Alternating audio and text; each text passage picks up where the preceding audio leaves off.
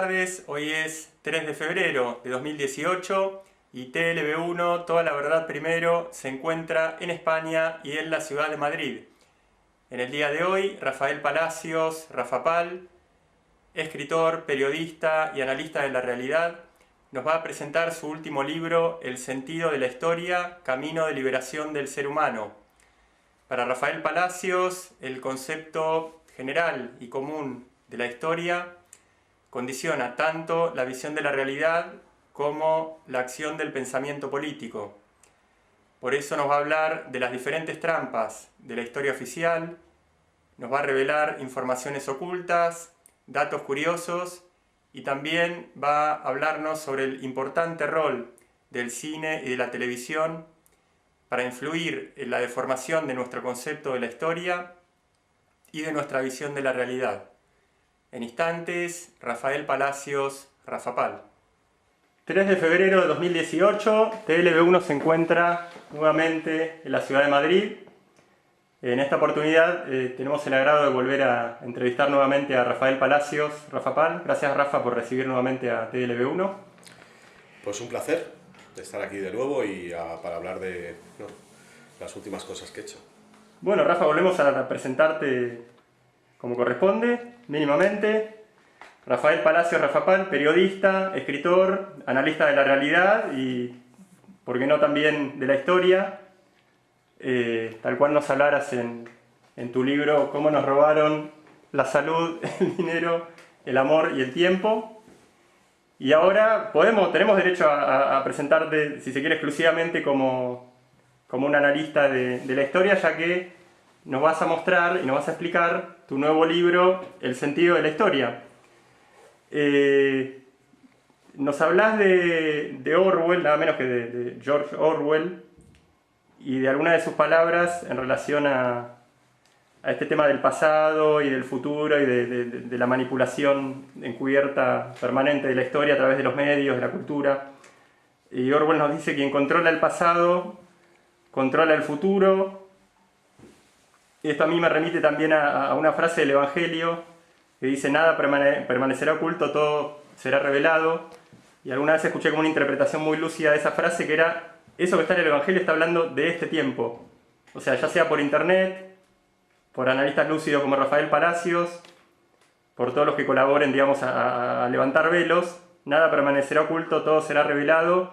Es como una gran cuestión de esta época. ¿No es así, Rafa? ¿Y de qué va tu libro en relación a develar estos velos de la historia y el presente?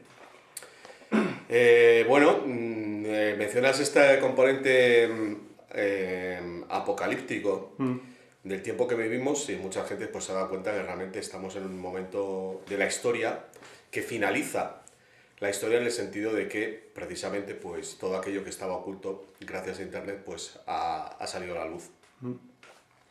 Bueno, yo desde que entré en internet, que fue en el año 98-99, me sentí atraído precisamente por eso, y como periodista pues he contribuido a dar salida a muchas de esas verdades ocultas que han ido conformando una visión del presente. Pues toda esta investigación, que yo pues he llevado pues un camino en los países de habla hispana, que en paralelo pues otra gente ha llevado en los países de habla inglesa. Y bueno, pues eso nos ha permitido ir anticipando movimientos de lo que sucede. Bueno, pues yo qué sé, la guerra de Siria yo la anticipé con 5 años de antelación. Lo de Líbano, o sea, de Libia, pues 3 o 4 años. La guerra de Irak, en fin, es que es una cosa. Ucrania, prácticamente todo lo que está sucediendo lo hemos anticipado con años de antelación. Lo cual, claro, lleva a pensar si realmente la realidad es algo que sucede cuando aparentemente sucede, o ha sucedido antes. Entonces, bueno, perdón por la garganta, estoy un poco tomado, de hecho voy a coger un poquito de agua. El hecho de que fuera acertando con tantos años de antelación, pues eso me ha ido permitiendo que, al mismo tiempo que interpretaba la historia actual, me fuera remontando y cuando digo yo, pues también pues a la gente que sigo en Estados Unidos y todos los que estamos investigando, reuniendo un poco esas piezas. Y bueno, pues el siglo XX pues prácticamente ha sido desvelado, ¿no? Las dos guerras mundiales, la guerra de Vietnam, la guerra de Corea, y bueno, pues eso ha hecho que, en definitiva, a través del periodismo hemos estado haciendo historia. Hacer historia en el sentido de explicarla.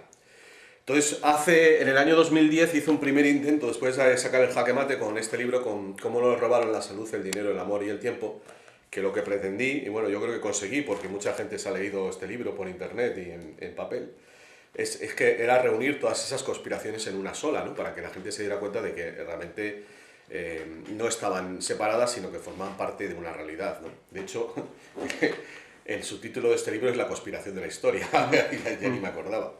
Entonces, pero claro, eso fue algo muy hecho con mucha urgencia, ¿no? Porque veía que había la necesidad, la gente estaba por un lado con las banderas falsas, otros con el dinero, otros con el tema extraterrestre, otros con el tema del calendario, otros con el tema de la salud, y yo veía que había necesidad de que la gente comprendiera de que todo era una única conspiración en realidad. Y bueno, pues ya después de todos estos años ha llegado el momento de unificar una visión de la historia. En todo momento, yo como periodista me he dado cuenta de que estábamos haciendo algo más que contar los hechos de la actualidad, sino que estábamos encontrando las claves de la historia. Entonces, hace 2 años, bueno, me puse a indagar en los filósofos del siglo XX. Digo, a ver qué es lo que ha dado el siglo XX a la filosofía. Y bueno, pues la verdad es que poca cosa, poca cosa. Aunque se habla mucho de Heidegger, pero vamos, yo no sé si... Pues básicamente el siglo XX es un estudio del lenguaje, ¿no? Del poder del lenguaje, y de ahí ha venido toda esta locura de la política de género, la corrección política. Y bueno, pues buceando un poco más atrás, me fui al siglo XIX, un poco viendo a ver qué había quedado de Kant, de Hegel, y bueno, encontré que Hegel se había dado cuenta de que la clave estaba en la historia.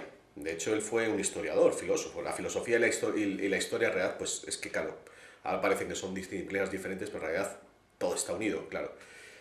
Y ese es uno de los problemas que hemos tenido en la civilización moderna, por cierto. Y me di cuenta de que la clave de que la filosofía, después de Hegel, después de Marx más bien, haya dejado de intentar dar una explicación a todo, es porque no encontraban la explicación, el sentido de la historia. Y de ahí saqué el título para este nuevo libro. Dije, bueno, vamos a ver si ya prácticamente el siglo XX lo podemos explicar a base de estas 3 nociones, estos 3 parámetros, que son los ataques de bandera falsa, el dinero, deuda y la usura, y la ocultación de conocimiento. Dije, vamos a ver si poniendo esta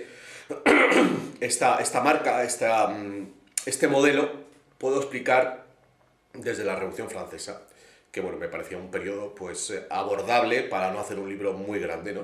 Y bueno, pues básicamente he hecho una historia que es un nuevo modelo, es un paradigma de la historia en el cual todo tiene explicación, con un modelo ensayado en el presente. O sea, es muy curioso, lo digo en la contraportada, porque estoy haciendo un periodismo histórico, en el sentido de que estoy contando la historia a raíz de noticias que han aparecido en los últimos años, explicando la trastienda de lo que sucedió, y al mismo tiempo la historia se hace periodismo, es una fusión de periodismo e historia, ¿no?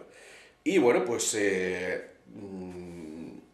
yo lanzo el reto de que los filósofos, catedráticos, historiadores, pues le metan mano al libro y me digan si esta no es la clave de la historia que andaban buscando los filósofos desde el siglo XIX.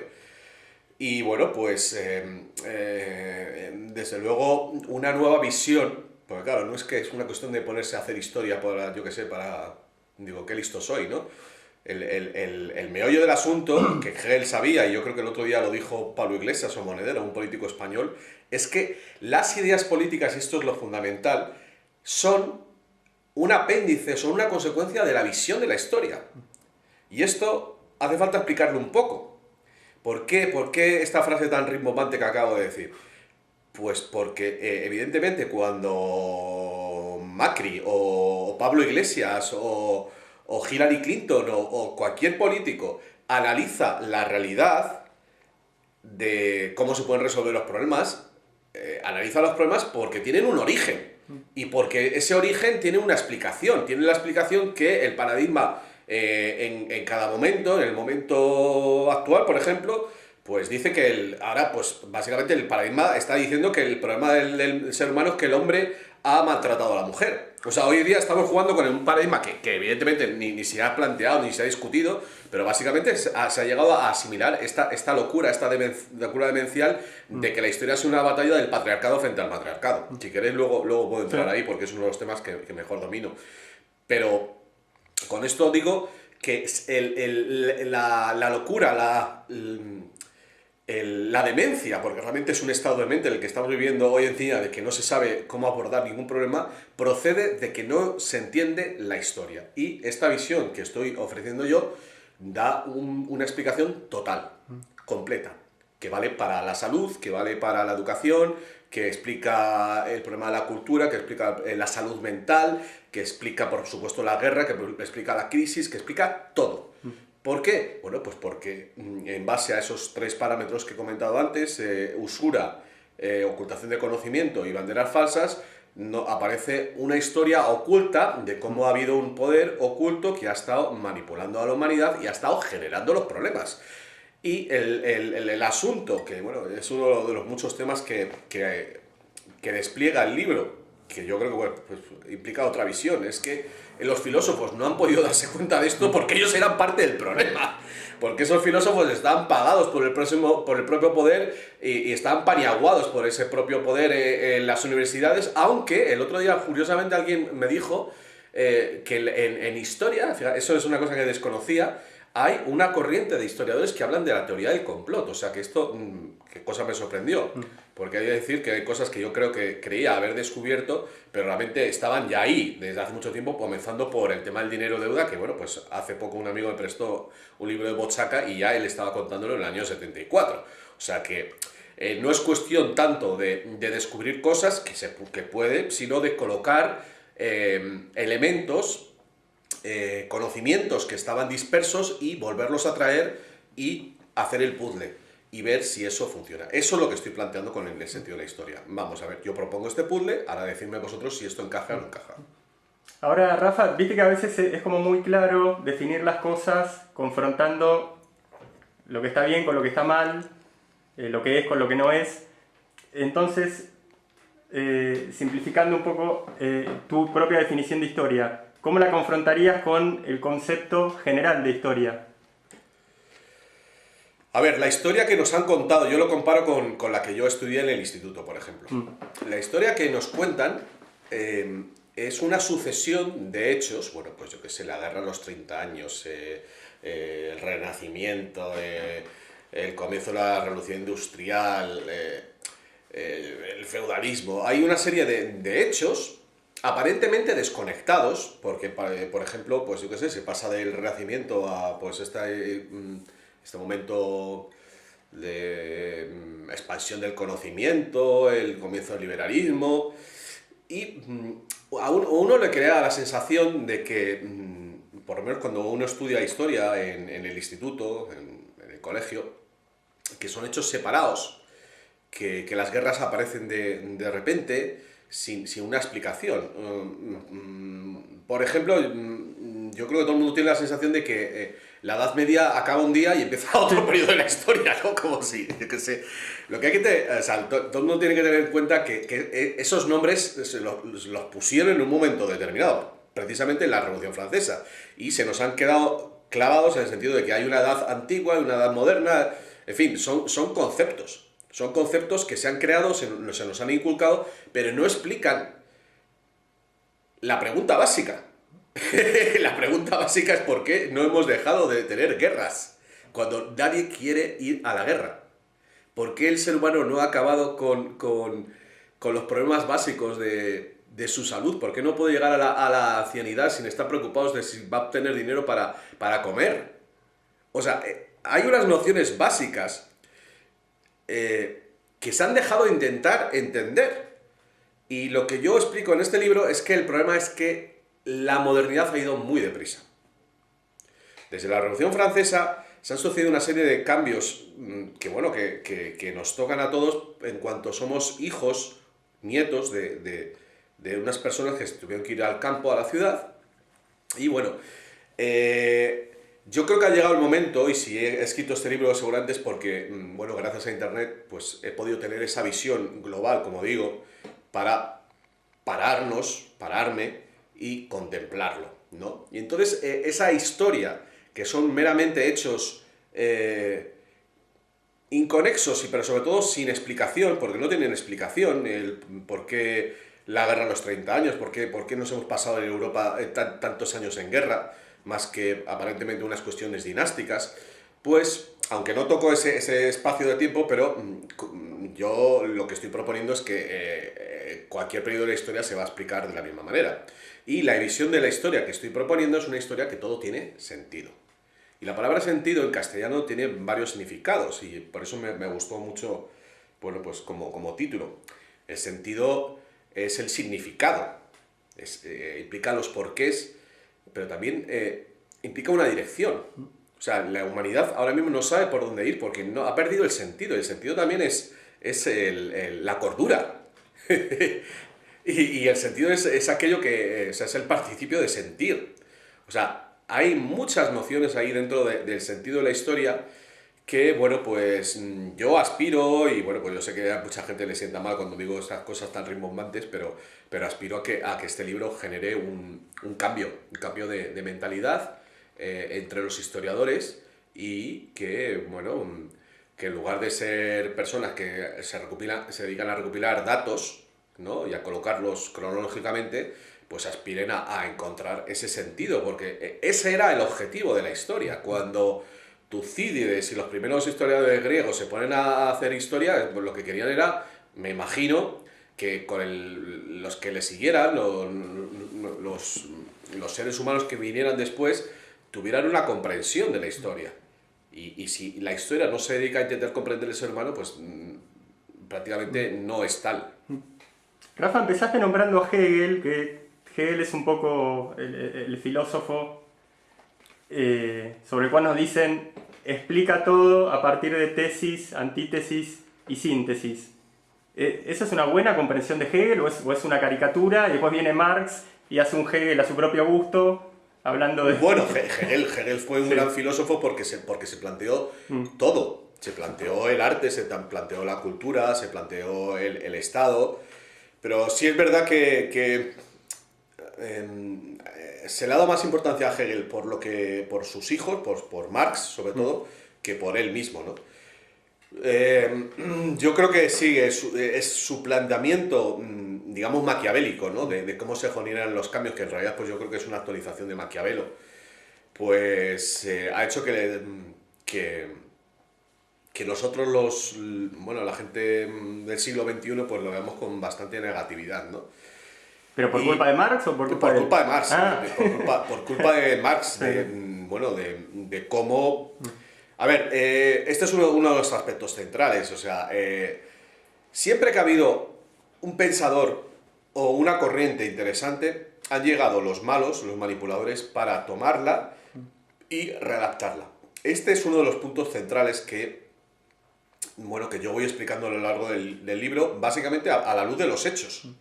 Cuando te das cuenta de que el socialismo, por ejemplo, era una ideología que pretendía en principio combatir esa modernidad sin alma a través del socialismo utópico. Y luego, una variante de ese socialismo utópico fue el comienzo del anarquismo con Proudhon y Bakunin. Y te das cuenta de cómo esas ideas humanistas y que tenían pues un componente positivo para la humanidad, aparece otra corriente llamada socialismo científico, que ellos mismos se colocan el nombre de socialismo científico y le colocan a nosotros el apelativo de socialismo utópico para decir, es que estos son unos pringados que no saben lo que es realmente la realidad. Pues encuentras un modelo que se ha ido repitiendo. Se repitió con el anarquismo cuando fue infiltrado por los terroristas y esa bella epopeya o utopía pues se trastornó en una locura. Ha pasado con el liberalismo, que tenía también unas ideas, pues en principio, pues enaltecedoras de la libertad, y que bueno, pues se convirtió pues en una ideología de egoístas y de vampiros. Pasó con el movimiento hippie, que fue infiltrado también, no hay ninguna duda, por la CIA y por los traficantes de droga a sus servicios. Y bueno, pues lo podemos ver incluso con el 15M aquí en España. Hace poco he estado viendo un vídeo de Netflix, bueno, una serie sobre el terrorista Unabomber, no sé si te acuerdas de él, que bueno, era un científico bastante importante. Hacía bombas en miniatura y una vez amenazó un diario inglés, ¿no? Sí. Porque si no le publicaban una solicitada, sí. Bueno, este hombre, cuando tú lees el manifiesto de Unabomber, dices, bueno, joder, le está diciendo unas cosas con mucho criterio. Una persona que se dedicaba a la alta tecnología y que en los años, bueno, que comenzó sus labores como terrorista en los años 80, 90, pues se dio perfecta cuenta de que la tecnología pues estaba condenando al ser humano a un mundo absolutamente deshumanizado. Pero he aquí que ese hombre pasó por un programa de psicología militar, digamos, para entendernos, por un programa de MKUltra, en el que, bueno, pues le dieron una serie de pastillas y tal. O sea, que los psicotronizaron, como se dice a veces. Yo creo que es un tema que todavía está por explorar, pero está claro que fue parte del programa de MKUltra. Lo que quiero decir, a donde quiero llegar, es que ellos antes, o sea, como ellos sabían, y esto solo te puedes dar cuenta cuando insisto, lo miras este plan, la historia, lo que ocurrió en la historia, con una perspectiva como hecho desde la Revolución Francesa, y te das cuenta de que todos los cambios han sido ya programados con anterioridad. Entonces, como saben los cambios que van a suceder y la reacción lógica que va a producir en la humanidad de rebeldía, ellos ya tienen preparado su antítesis, sus antagonistas. Y en este caso, yo lo que creo es que, sabiendo que debería haber, porque era lógico, que una reacción antitecnológica, ya crearon al terrorista tecnológico para, digamos, crear una vacuna para que la gente hiciera lo mismo, es decir, para considerarlo como una cosa negativa. Y esto te sirve para entender la profundidad de las mentes que están dirigiendo este cotarro, y que evidentemente beben de esa fuente de Hegel, de la tesis, antítesis y síntesis que tú has mencionado. Sin comprender esto, no se puede entender cómo no ha aparecido nunca un movimiento realmente humanista para, bueno, pues darle el poder al ser humano. Y las veces que ha aparecido, bueno, pues personajes que siempre deben ser extraños o pintorescos o singulares, como pueda ser Perón o como pueda ser en este momento Trump, tienen que ser gente rara en el sentido de que no se ajusta a los modelos, porque si se ajusta a los modelos que ya el propio poder está programando, evidentemente no lo va a cuestionar. Entonces, claro, hay una parte psicológica que es un poco lo que va a ser el siguiente libro que estoy escribiendo, que es esa batalla mental entre ellos y nosotros por idear algo que realmente nos pueda unir, y su batalla constante por intentar dividirnos. Y bueno, pues lo que yo creo que tiene el libro, vamos a ver si la gente pues lo entiende así, es que creo que al final se puede tomar uno con humor. Porque cuando te das cuenta de que han estado repitiendo la misma historia, y nunca mejor dicho, constantemente, y los mismos trucos, pues llega un momento en que ya cuando llegas a estas alturas, como estamos en el año 18 del siglo XXI, pues claro, los ves venir desde lejos, porque la buena noticia que tengo que dar es que no hay más. Es que sus trucos no van más allá. No hay más trucos. Una vez que les ves venir, y por eso he estado acertando tantas veces en los últimos años, porque es que es así. La pregunta sería, ¿de dónde proceden esos trucos? Yo creo que proceden de la cábala. Porque al final, con ser esto, pues yo que sé, hablando de política, de cultura o de arte, o lo que quieras hablar, la estructura, digamos que los protocolos que se siguen siempre son los mismos. Hay una serie de protocolos que se están bueno, por eso se habla de los protocolos de los aviones de sesión, pero nunca mejor dicho. Protocolo es una lista de instrucciones, sí. O sea, de este punto a este punto. Claro, pero es que al final siempre son los mismos. Sí. Y yo creo, sostengo, estoy convencido de que todo procede de un conocimiento sutil y profundo y completo de la realidad y del alma humana. Y el sistema que mejor ha comprendido el alma humana es la Cábala. Por eso detrás de todo esto que hablemos de tecnología, da igual de lo que hablemos, al final hay una mente que comprende cómo se genera la realidad y lo que hace es provocar esa realidad, que básicamente es de lo que hablaba Hegel.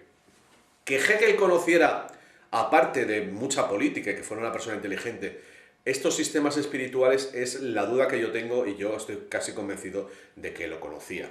Porque el filósofo, y esto es una idea personal mía, si es capaz de entender la realidad y sobre todo crear un mundo paralelo, porque realmente lo que han tenido los filósofos, y yo creo que es una de las mayores críticas que le hago desde el siglo XIX, es que han empezado a inventar palabras y palabras para hacer todo muy complicado, de manera que el común de los mortales no nos enteráramos de nada de lo que están diciendo. Y yo creo que ha llegado el momento de bajarles un poco a tierra y decir, mira, es que no es que me estéis contando nada supino ni nada metafísico, es que tú pretendes que yo no me entere de que me quieres tomar el pelo. Y eso es la crítica que yo hago sobre todo a Foucault, a Adorno y a la Escuela de Frankfurt, que han estado jugando con nuestras vidas con un lenguaje abstruso para que no nos enteráramos, pero lo que estaba detrás es simplemente la estrategia del manipulador. Qué curiosidad, 3 señores que tienen cierto origen Sí, racial, ¿no? Que claro. me contó un amigo. Rafa, ¿a qué te referís con las trampas en la historia? En tu libro El sentido de la historia. Las trampas en la historia son la falta de explicación para problemas que han creado ellos. Quiero decir, pues cuando... Básicamente, bueno, pues una de las cuestiones más importantes es por qué vivimos en grandes ciudades, por qué vivimos en megalópolis. Y ese proceso, cuando colocas a Tesla, a Nikola Tesla, en el mapa, en el puzzle de la historia, pues entonces de repente comprendes que eso no ha sucedido unívocamente, es decir, que no tenía por qué haber sucedido, que si la energía hubiera estado descentralizada, no hubiera ocurrido la historia como es ahora. Y eso es una cosa tremenda. Porque claro, todas nuestras nociones de lo que son hoy día nuestra vida apiñados en las grandes ciudades serían por completo diferentes. Entonces, cuando hablo de las trampas de la historia, hablo de que tenemos que analizar la historia como si no hubiera podido ser de otra manera. Porque evidentemente, claro, ahora ya no vamos a darle la vuelta al siglo XX, pero claro, sí nos podemos cuestionar si toda esta historia hubiera sido así, si las tecnologías que se conocen hubieran sido liberadas. Otra de las trampas es, bueno, pensar en que, bueno, pues, por ejemplo, la revolución industrial se asocia a las grandes fábricas. Evidentemente, bueno, pues las grandes fábricas que a su vez generan el proletariado, que a su vez genera la lucha de clases. Pero claro, si no tienes en cuenta que en el año 1890 y en el año 1891 se generan los dos primeros sistemas de patentes, y qué casualidad que son en los dos lugares donde ocurren las revoluciones democráticas, es decir, Francia y en Estados Unidos, pues, claro, entonces entiendes que si no se hubiera creado el sistema de patentes, las novedades tecnológicas como la máquina de vapor, los telares eléctricos y todo lo que se ha inventado desde la Revolución Francesa, hubieran sido tecnologías como el arado. Porque ahora decimos, no, claro, eso es una máquina, pero perdona, ¿qué hubiera pasado si se hubiera patentado el arado? ¿Qué hubiera pasado si se hubiera patentado hacer el fuego? Claro, la historia sería completamente diferente. Entonces, claro, insisto, nos planteamos la historia en base a lo que ha sucedido, pero claro, hay que ir al origen de por qué, y desde luego ninguna historia moderna se puede entender sin el sistema de patentes, que lo que ha hecho ha sido monopolizar el progreso y el conocimiento. Y bueno, pues no es por casualidad que en el siglo XXI y toda esta batalla del software libre ha tenido como aspecto central el tema de las patentes, porque esa gente se dio cuenta de que ahí está el meollo, de que si tenemos que pagar por el conocimiento tecnológico, pues evidentemente ahí sí es cuando estamos alienados. Pero eso tampoco se le ocurrió decir a Marx. Él habló de la alienación, pero no se le olvidó, evidentemente, con mucho tino, porque lo hizo aposta, porque fue realmente una cortina de humo para ocultar la verdadera conspiración que estaba sucediendo. Y eso ha sido otro de los ejemplos. Siempre que ha habido una visión de la historia que podría explicarla, se han ocupado muy mucho de ellos generar un movimiento alternativo y falaz para desviar la atención y que la gente pues no llegara a la verdad.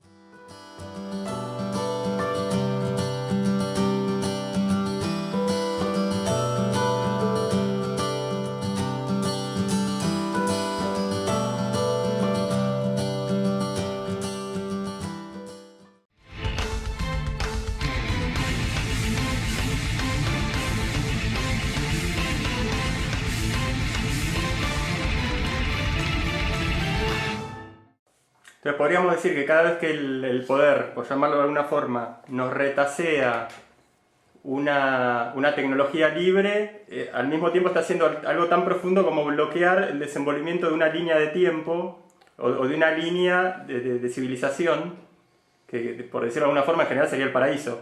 Si fuera de esa siempre forma. Lo que van a hacer va a ser poner palos en las ruedas para intentar que aquellas personas que...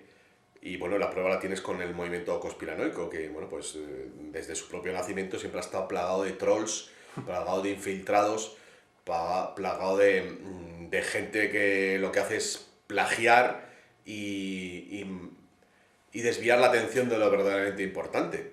¿Por qué? Bueno, pues porque sabía que de ahí podía surgir algo que les cuestionara. Entonces, qué maravilloso sería si la gente se diera cuenta de que muchas veces la gente a la que está siguiendo no es la correcta, que fuera al origen del conocimiento y no a los que están repitiendo y plagiando. Y ese sería un cambio muy grande, porque, bueno, ¿qué tal si hubiéramos conocido todos a Bochaca en los años 70? O sea, la visión, yo he alucinado con el libro sobre el capitalismo de un señor en el año 77, 78, las cosas que estaba contando. ¿Cómo estaba explicando la economía ese señor hace 40 años? Claro, es que tenemos el pensamiento, y es uno de los grandes cambios que hay con Internet, gracias a Dios, que, bueno, hay cosas que no podemos entender, ¿no? Como la inflación, la crisis, o sea... una de las cosas que propongo o que sostengo es que aquel que complica el lenguaje, que complica las cosas, que hace que la gente no lo entienda, tiene unas intenciones aviesas, es decir, que lo hace aposta.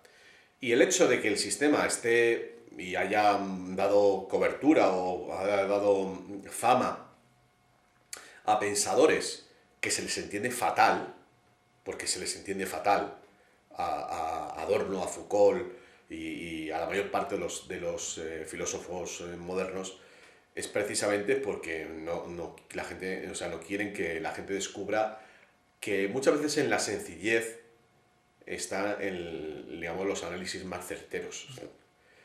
Y bueno, pues yo aspiro a que la gente pueda entender todo.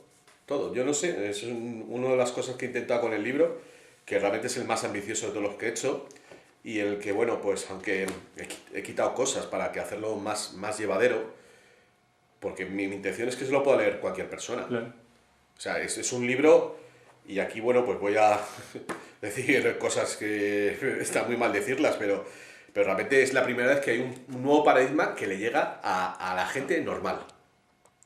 O sea, hasta ahora los paradigmas filosóficos primero han llegado a las élites intelectuales y sobre todo económicas, y este libro es la primera vez que un nuevo paradigma está al alcance de cualquiera.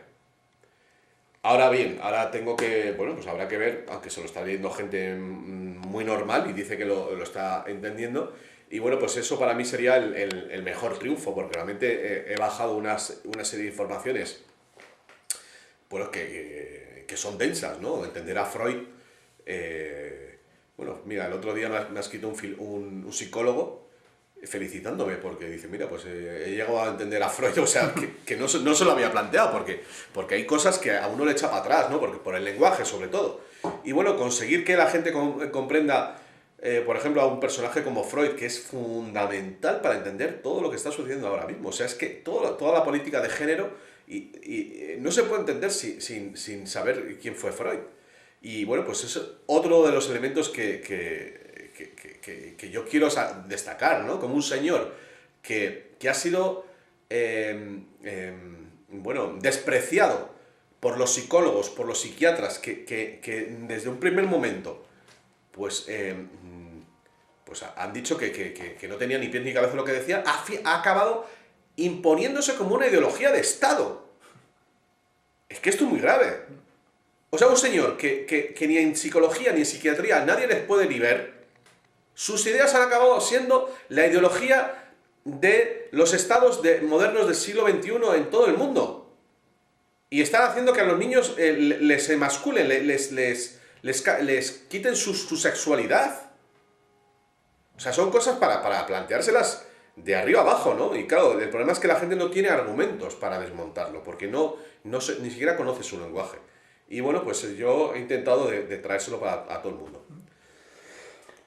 Rafa, en el sentido de la historia, en tu nuevo libro, ¿tiene algún lugar, alguna interpretación tuya sobre las películas y la televisión dentro de este juego? Sí, por supuesto. De hecho, es que el libro es un resumen de todos los demás, aparte ya de lo que hay propio, ¿no? para el libro. Y entonces, bueno, pues el análisis que hice de la historia secreta de Hollywood, en realidad es un libro de historia, pero no solo el cine. En este libro... Ay, perdón.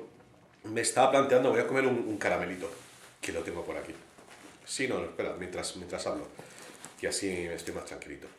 Pues en ese libro me estaba planteando el siglo XX digamos, con el hilo narrativo de las películas.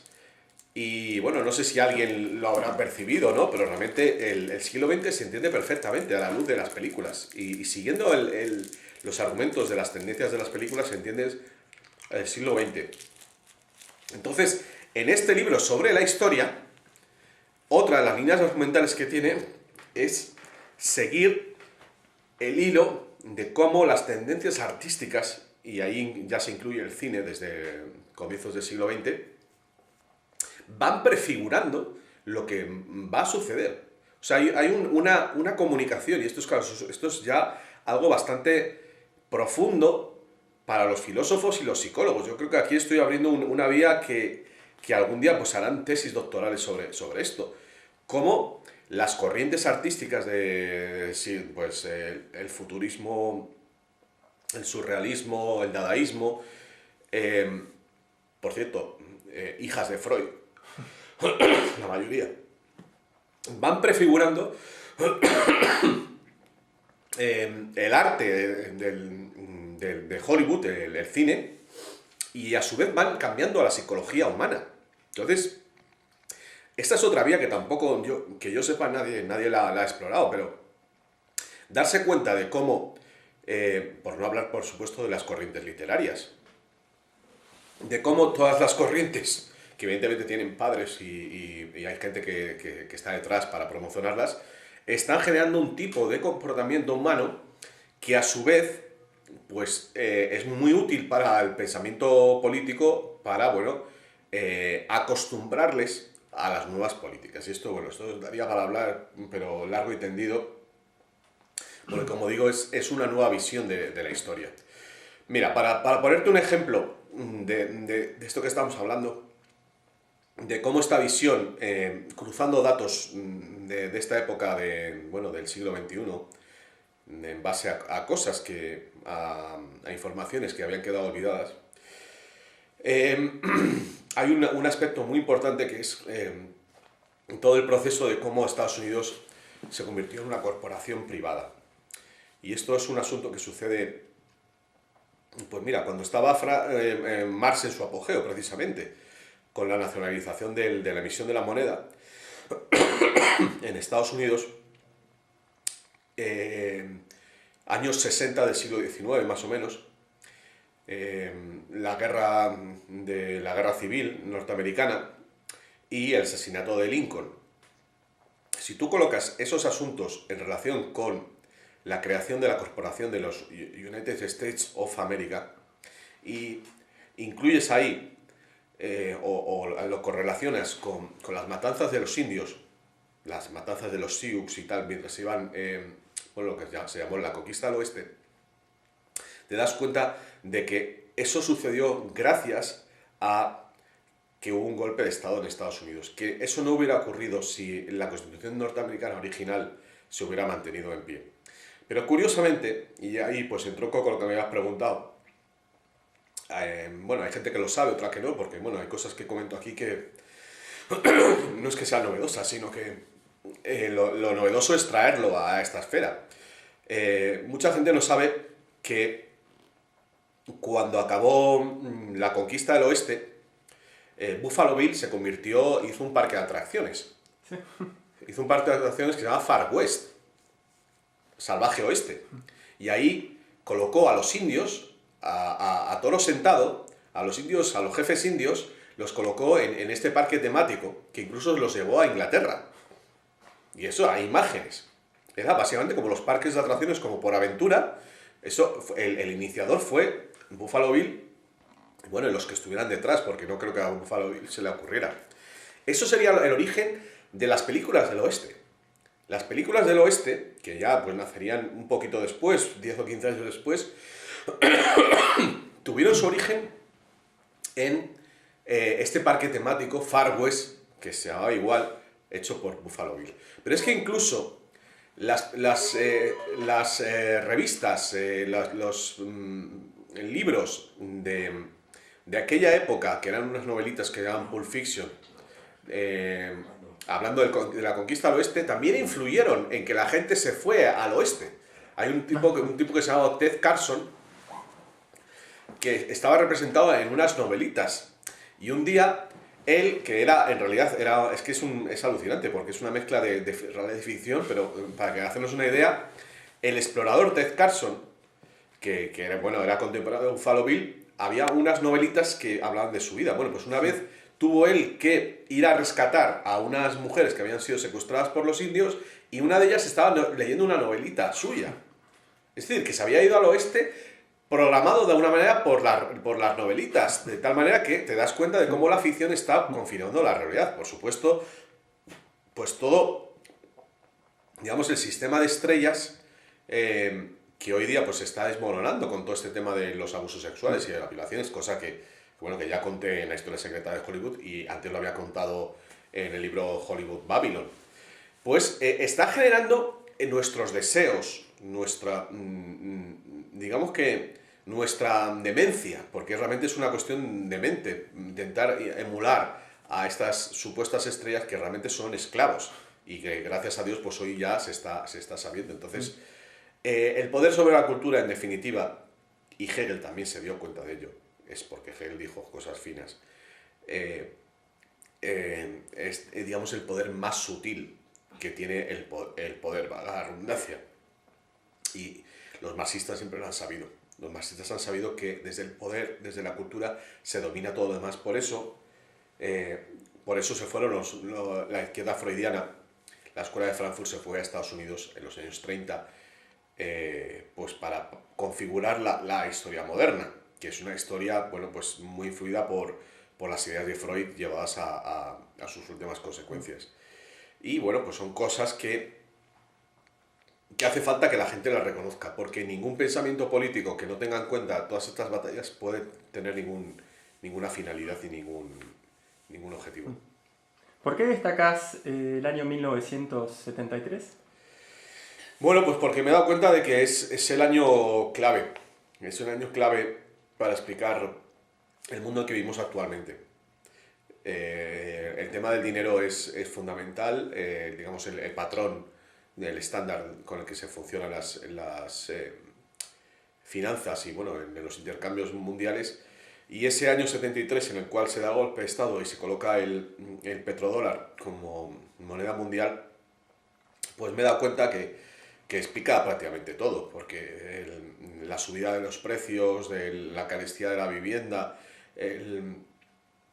la dinámica de la cultura también, de cada vez más violencia, más sexo, desde esos años 70.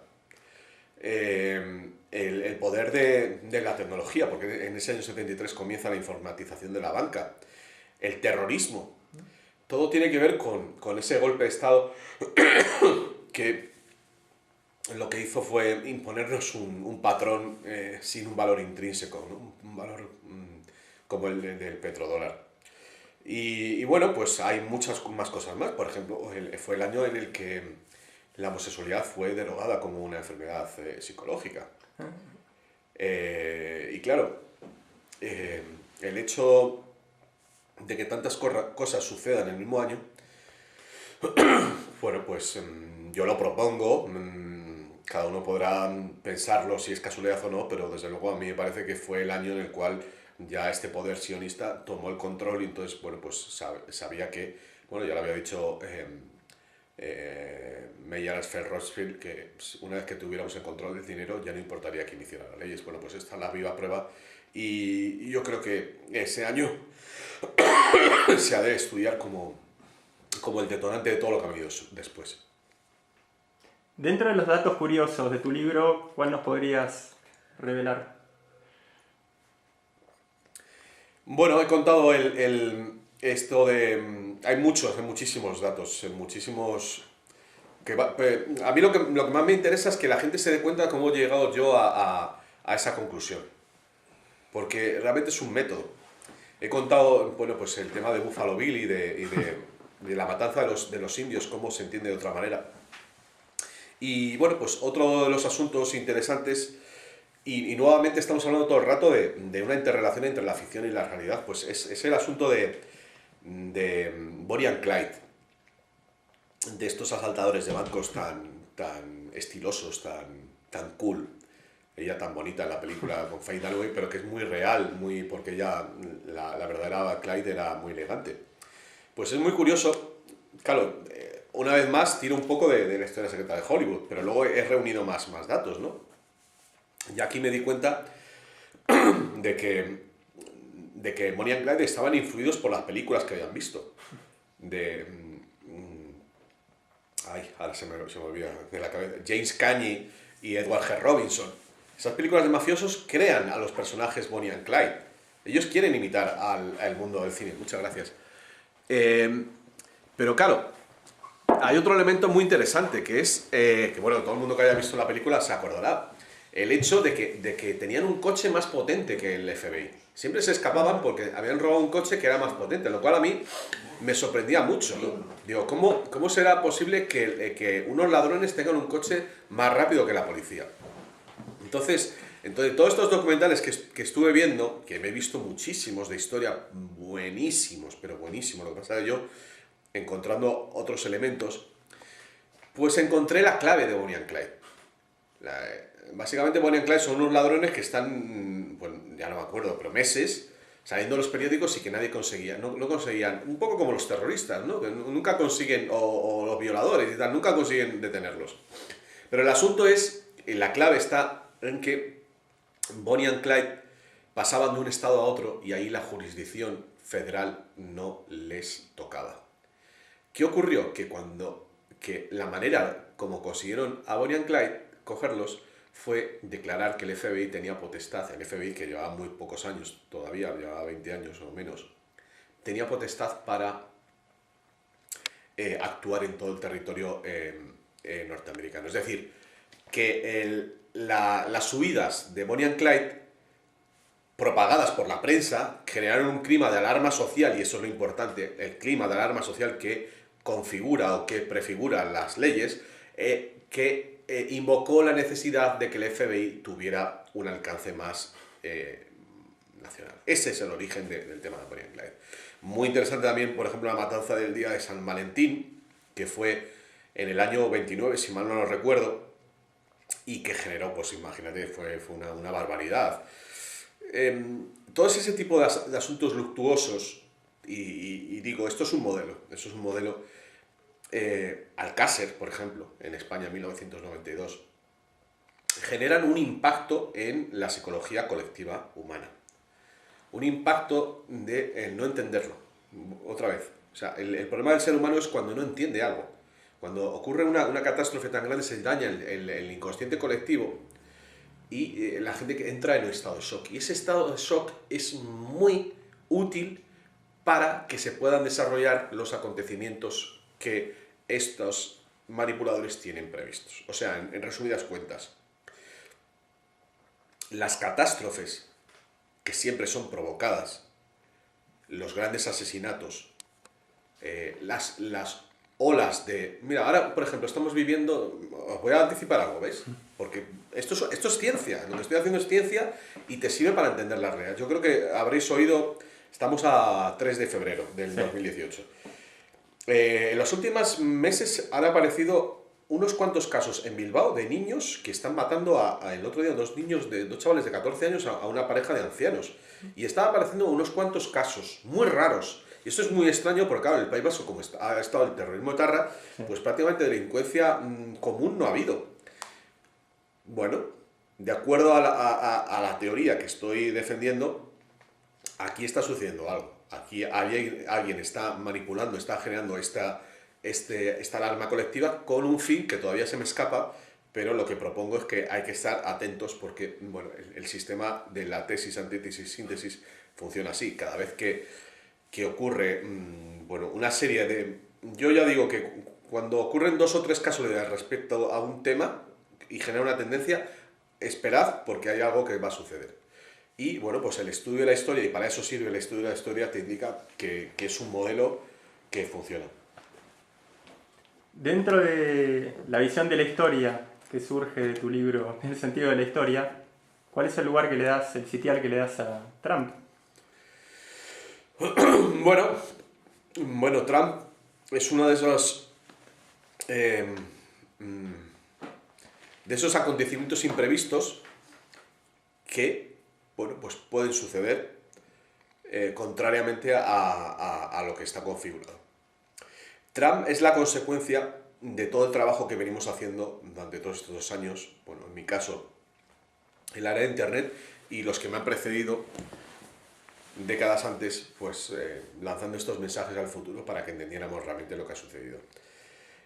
Internet es un arma a doble filo, Internet es un arma para el gran hermano, para tenernos controlados, pero al mismo tiempo es la herramienta del despertar para que podamos hacer el puzzle y entender la realidad.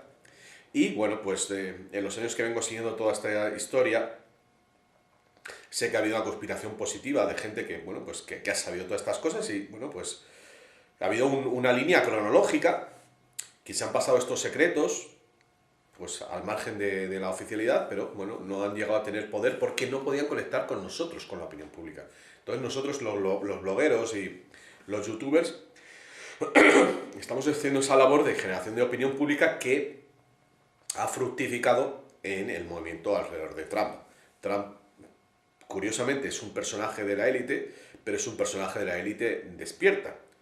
Hay mucha gente que se confunde pensando que una persona, porque sea pobre, ha de ser buena, y muchas veces son manipuladores y gente muy perversa y resentidos sociales, y piensa gente que por ser una persona con dinero tiene que ser mala, y no. Hay alguna gente dentro de las altas esferas que saben perfectamente y mejor que nadie, porque los conocen de cerca, la clase de personas que son. Entonces, bueno, pues Trump ha sido aupado por una serie de grupos, particularmente militares, que han estado luchando contra esta conspiración, porque bueno, pues es uno de los argumentos, ¿no? Esta batalla entre el bien y el mal que se viene sucediendo desde tiempos inmemoriales, pero sobre todo desde el siglo XIX. Y bueno, pues esta persona está liderando, bueno, no sé si es la parte visible, digamos, de un gran movimiento de gente que, bueno, pues lo que pretende y que va a conseguir, pues es un restablecimiento de la moral y del ser humano, de la dignidad del ser humano. Entonces, bueno, pues estas entrevistas suceden el día después de que Trump haya publicado o haya firmado para que se publique un informe que demuestra que el FBI actuó por orden de Hillary Clinton y de Obama para espiarle, y bueno, pues eso es el comienzo de la desmembración de lo que llamamos el Estado profundo, el Deep State, que es básicamente esta conspiración que he contado, pero que ha permanecido, digamos que latente, y ahora, bueno, pues el momento que estamos viviendo ahora es el que ya aparece toda la luz, y como comentamos al principio, y bueno, pues ahora es ya cuando los dos poderes se ven las caras, y bueno, pues digamos los que han estado perdiendo, que son los buenos, llegan y ya les exponen claramente, y bueno, pues gracias a nuestra labor callada de 18 años en la clandestinidad básicamente, bueno, pues ya se enfrenta. Entonces el hecho de que yo saque el libro en este momento es porque este libro lo lleva escrito desde hace 1 año y medio. Si lo he publicado ahora es porque estaba esperando el momento en el que se pudiera comprender la realidad, y bueno, pues este es el momento. El año 2018, perdón, es el año en el cual, como digo, estos dos poderes ya se ven las caras y se van a cantar las verdades, y bueno, pues es el momento en el cual la historia va a cobrar sentido. Bueno, pues la última página del libro la tuve que escribir ya al final, cuando Trump ordenó la desclasificación de los documentos sobre Kennedy, y eso, bueno, pues es otro de los detonantes de que realmente nos han robado la historia. Nos han robado, como decía, la salud, el dinero, el amor y el tiempo, y bueno, pues ahora llega el momento de actualizarlo y de que haya, sobre todo, una historia que comprendamos, y a partir de ahí pues habrá una regeneración mental y moral de la humanidad, que es de lo que va el nuevo libro que tengo casi terminado, porque lo que va a venir ahora es un problema, o sea,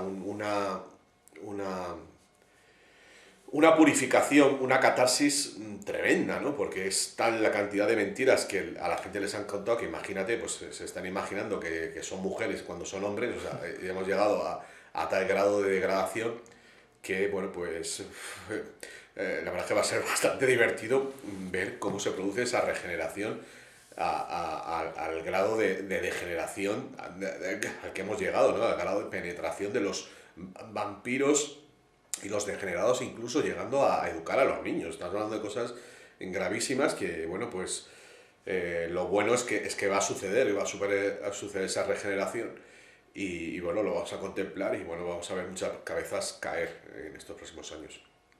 Rafa, para ir terminando, 2 brevísimas preguntas sobre Trump, que realmente no puedo dejar de hacer. Una, ¿nos confirmás lo que nos dijeras en el primer reportaje en el Retiro, en julio del 2017, que Trump efectivamente se hizo con el control de la Reserva Federal? Bueno, ha nombrado ya al nuevo presidente, a Jerome Powell, y ya tiene mayoría también en el Consejo de Dirección de la Reserva Federal, o sea que ya está ahí. Ese va a ser el siguiente punto. Yo lo que estoy contando ayer mismo por el Facebook era que en el punto en el que nos encontramos ahora, febrero del 2018, Trump ya va a poder cortarle la cabeza a la clase política Illuminati, para hablar pronto y claro, porque ya tiene acceso, bueno, pues o sea, quiero decir, ya la credibilidad del Partido Demócrata en el norteamericano cae por los suelos, y a partir de ahí, pues todos los asuntos de corrupción de la Fundación Clinton y cosas más graves del tema de pedofilia, pues va a aparecer ahí. Pero todavía estamos hablando de un nivel 2 en la pirámide. El nivel 1 es el que está en el pico de la pirámide, el nivel de los banqueros sionistas, judíos, por hablar pronto y claro. Yo creo que eso todavía va a necesitar un punto más, aunque digamos, de los políticos que manejan los partidos políticos en Estados Unidos son judíos. Chuck Schumer o Adam Schiff, por ejemplo, o Dianne Feinstein. Y evidentemente estos son ya, digamos, los gerentes de la granja a cargo de los Rothschild, o sea, por orden de los Rothschild. Entonces, a partir de ahí ya, cuando les quitas estos, yo comparo con una partida de ajedrez, cuando les quitas ya, cae la reina, pues ya el rey se queda solo. Entonces, bueno, ese va a ser el punto en el que estamos. Y entonces, bueno, la pregunta es, ¿Trump se va a atrever con esto? Es curioso porque les está dando la razón a todos los judíos con el tema de Jerusalén y tal. Pero a mí, vamos, no me cabe en la cabeza que se vaya a meter en este lío y que se vaya a quedar a las puertas de... Lo que pasa es que yo creo, y esto no lo puedo asegurar, creo que van por partes. Van por partes, lo que no se puede es enfrentar a todo ese poder de una vez. Entonces se están quitando a los generales, bueno, pues ya estamos hablando de niveles muy altos, y eso no sé si vendrá, debería venir este año también, pero vamos, eso ya no lo puedo asegurar. Rafa, 59 minutos de reportaje. Te agradecemos nuevamente haber recibido a TLB1 en Madrid, en España, este 3 de febrero de 2018, bien digo, presentándonos tu nuevo libro, El sentido de la historia. Si quisieras agregar algo No, más. pues simplemente dos cosas. Es un libro para que se critique, para que la gente se reúna y lo comente. Pues invito a los amigos de TLB1, a Salvucci, bueno, pues que, vamos, yo estoy dispuesto a debatirlo, ¿sabes? O sea, a ver, pues, como toda teoría es discutible, pero creo que hace falta abrir ese debate. Y luego, eso por el lado, digamos, de los comunicadores. Por el lado de la gente común, yo creo que todo el mundo debe hacer un esfuerzo por leerlo, porque cuanto más rápido llegue esta información y se aposenten, yo creo mucho en la teoría del centésimo mono, yo creo que cuando haya 200, 300 personas que se lo hayan leído, las siguientes les costará menos leerlo, aunque lo que me están contando hasta ahora es que se lee bien, aunque evidentemente no es un libro que te vas a acabar en 5 días, porque hay muchísima información. Así pues desde periódico@rafapal.com me podéis contactar y si no, desde en la Casa del Libro o en la editorial Mandala Ediciones también se está vendiendo. Y bueno, pues como digo, estoy abierto a debates, que la gente lo lea y me pregunte y critique.